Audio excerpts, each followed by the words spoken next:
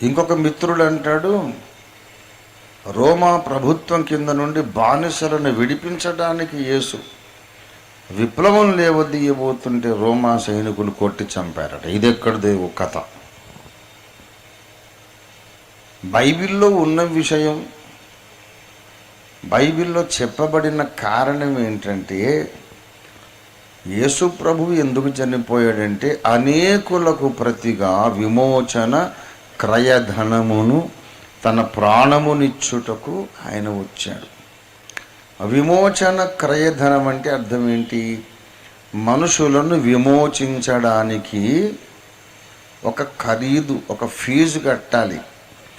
మనుషులను విమోచించడం అంటే ఎక్కడి నుంచి, అసలు విమోచించడం అంటే అర్థం ఏంటి? విడిపించుట, ఉద్ధరించుట, ఒక నీచమైన స్థితి నుండి ఉన్నత స్థితికి తీసుకొని వచ్చుట, ప్రమాదము నుండి క్షేమములోనికి తెచ్చుట, విమోచించుట, ఒక బంధకముల నుండి విడిపించి స్వేచ్ఛలోనికి తెచ్చుట, ఇది విమోచించుట. విమోచించుటకు క్రయధనము కట్టాలి, ఫీజు కట్టాలి. మనుషులను ఏం చేయాలట? విమోచించాలి. మనకున్న అవసరం, మానవ జాతికున్న అవసరం సంస్కరించుట కాదు, విద్యను బోధించుట, జ్ఞానమునిచ్చుట, నీతి బోధలు చేయుట, ఇవి కాదు మనకున్న అవసరాలు. అవన్నీ సెకండరీ రిక్వైర్మెంట్స్. రెండవ మెట్టు మీద మనము విద్య కావాలి, జ్ఞానం కావాలి, ఆరోగ్యం కావాలి, నీతి బోధలు నేర్చుకోవాలి. అవన్నీ మనం భక్తి సాధన చేయాలి, అవన్నీ చేయవచ్చు. కానీ ప్రైమరీ నీడ్, ప్రాథమిక అవసరత మనిషికి కావలసింది ఏంటంటే, ఏం కావాలి? కూడు, గుడ్డ, మంచి నీడ, ఒక ఇల్లు కదా, రోటీ కపడా ఔర్ మకాన్. మనిషికి ఏం కావాలి? ఉండడానికి ఇల్లు, తినడానికి కాస్త భోజనం, మంచి బట్టలు కావాలి. ఇది అనుకుంటుంది లోకం. కానీ బైబిల్ చెబుతుంది, భోజనం కావాలి, వస్త్రం కావాలి, ఉండడానికి నీడ కావాలి, కానీ అంతకంటే ప్రాముఖ్యంగా మనిషికి విమోచన కావాలి. విమోచన విమోచన విమోచన అంటే ఒక విడుదల. మనిషి ఒక ఘోర ప్రమాదంలో ఉన్నాడు. ఇది మానవ జాతి గ్రహించటం లేదు. మేమంతా బాగానే ఉన్నాము అనుకుంటున్నారు. మేమంతా బాగానే ఉన్నాం, మాకేం తక్కువ, బాగానే ఉన్నాము అనుకుంటున్నారు. మాయలో బ్రతికేస్తున్నారు.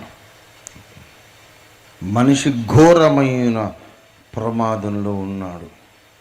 ఏమిటా ప్రమాదం అంటే, ప్రతి మనిషి బ్రతికినంత కాలం ఏదో రకంగా బ్రతికేసి ఆయువు తీరినాక ఇక్కడ కన్ను మూసి మళ్ళీ కన్ను తెరుస్తున్నాడు అగ్ని జ్వాలలలో. ఇది ప్రతి మనిషి యొక్క భయంకరమైన భవితవ్యం. చనిపోతున్న వాళ్ళలో అత్యధిక సంఖ్యాకులు పాతాళపు అగ్నిజ్వాలలోనికి వెళ్ళిపోతున్నారు. ప్రియులారా, ఇది వాస్తవం. యెషయా గ్రంథము 5వ అధ్యాయము 13, 14 వచనాలు. కావున నా ప్రజలు జ్ఞానము లేకయే చెరపట్టబడిపోవచ్చున్నారు. వారిలో ఘనులైన వారు నిరాహారులుగా ఉన్నారు. సామాన్యులు జ్వరపీడితులగుదురు. అందుచేతనే పాతాళము గొప్ప ఆశ పెట్టుకొని అపరిమితముగా తన నోరు తెరచు. పాతాళం అపరిమితంగా నోరు తెరుస్తోంది. వారిలో ఘనులను, సామాన్యులను, ఘోష చెయ్యువారును, హర్షించువారును అందరూ పడిపోతున్నారు. ఘోష చెయ్యువారు అంటే బాధతో కేకలు పెట్టువారని అర్థం. హర్షించువారు అంటే సంతోషంగా బ్రతికేసేవాళ్ళని అర్థం. వాడి జీవితంలో అసలు విచారమే లేదు. హర్షించువాడు అన్ని సంపదలు అన్ని సుఖాలు ఉన్నాయి, వాడికి హర్షించువాడు, బాగా సంతోషంగా సుఖంగా బ్రతుకుతున్నవాడు అక్కడికే వెళ్తున్నాడు. జీవితం అంతా కష్టాలమయమై బ్రతికినవాడు అక్కడికే వెళ్తున్నాడు. ఘనుడు అయినవాడు అక్కడికే వెళుతున్నాడు, సామాన్యుడు అక్కడికే వెళుతున్నాడు. పాతాళము అపరిమితముగా తన నోరు తెరుస్తున్నది మిక్కిలి ఆశతో.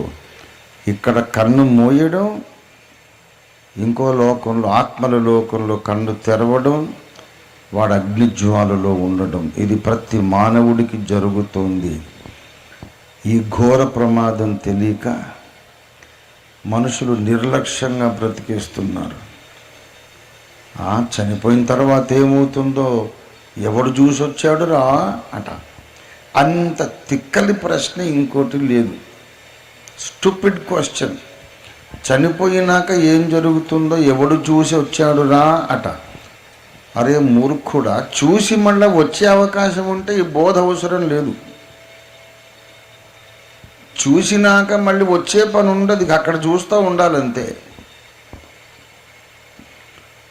నరకాన్ని చూసినా మళ్ళీ వచ్చే పని లేదు, పరలోకాన్ని చూసినా మళ్ళీ వచ్చే పని లేదు.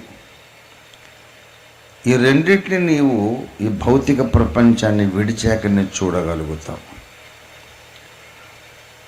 అక్కడికి వెళ్ళిన తర్వాత మళ్ళీ వచ్చే అవకాశం లేదు కనుకనే ఇక్కడ బ్రతుకుండగానే ఒక తెలివైన నిర్ణయం తీసుకోమని చెబుతున్నాం. అది సువార్త, అది సువార్త.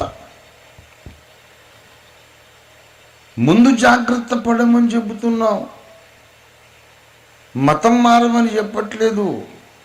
ఈ మతం గొడవ ఏంటండి? మతం గొడవ ఏంటి? మతం మారితే మాకేమి రాదు. అసలు మతం మారనే వద్దని మొదటి నుంచి చెబుతున్నాను. 45 ఏళ్ళుగా నా బోధ అదే. ఎందుకు మతం మారుతావు? రాజమండ్రి సెంట్రల్ జైలుకు పోయి చూడండి, అక్కడ మంచి మంచి క్రైస్తవ పేర్లున్న దొంగలు కూడా ఉంటారు. హత్య చేసి వచ్చినోడు, దొంగతనం చేసి వచ్చినోడు, నీ పేరేంటంటే అబ్రాహం అంటాడు, ఇస్సాక్ అంటాడు, యేసుదాస్ అంటాడు, కొందరు ఏకంగా యేసు అంటాడు. ఏంట్రా బాబు యేసు అని పేరు పెట్టుకొని జైల్లోకి వచ్చేవేంటంటే అలా జరిగిపోయిందండి అంటారు. కాబట్టి క్రైస్తవ మతంలోకి వచ్చినందువల్ల ప్రయోజనం లేదు. అన్ని మతాలలో పాపులు ఉన్నారు, మా మతంలో కూడా పాపులు ఉన్నారు. పాపులు లేని మతమే లేదు. ఏ మతము మనలను పరిశుద్ధులుగా మార్చదు. మేము చెప్పేది మతం మారొద్దు బాబు, బ్రతుకు మారాలి, హృదయం మారాలి, ఆలోచన విధానం మారాలి, స్వభావం మారాలి. అలా మార్చగలిగిన వ్యక్తి యేసు దగ్గరికి నీవు రావాలి. మతంలోకి నువ్వు రావడం కాదు, యేసు నీలోనికి రావాలి అని చెబుతుంటే బుర్ర వెలగట్ల. పెద్ద పెద్ద చదువులు చదువుకుంటారు కానీ ఈ చిన్న విషయం అర్థం కావట్లేదు. ఏ మతంలో ఉంటేనేమి అన్ని మతాల వాళ్ళు జైల్లో ఉన్నారు నేరాలు చేసి. ఏ రాయి అయితేనేమిటి పళ్ళుడ కొట్టుకోవడానికి అన్నట్టు. ఒక మతము నుండి ఇంకొక మతంలోకి వెళ్ళడం వ్యర్థం. నీ బ్రతుకు ఎలా మారుతుందో అలా మార్చగల శక్తిమంతుడు ఎవరు కొంచెం కనిపెట్టు, నువ్వు గ్రహించమని చెబుతున్నావు. ఎందుకంటే ఇక్కడ కోట్ల మంది బ్రతుకులు మార్చిన రక్షకుడు యేసయ్య. దేవునికి స్తోత్రం కలుగును గాక. హల్లెలూయా. ప్రభునందు ప్రియులారా, మనుషులందరూ ఈ ప్రమాదంలో ఉన్నారు. వారు చెరపట్టబడ్డారని చెప్పాడు. అందులో నుంచి వారిని విడిపించాలి.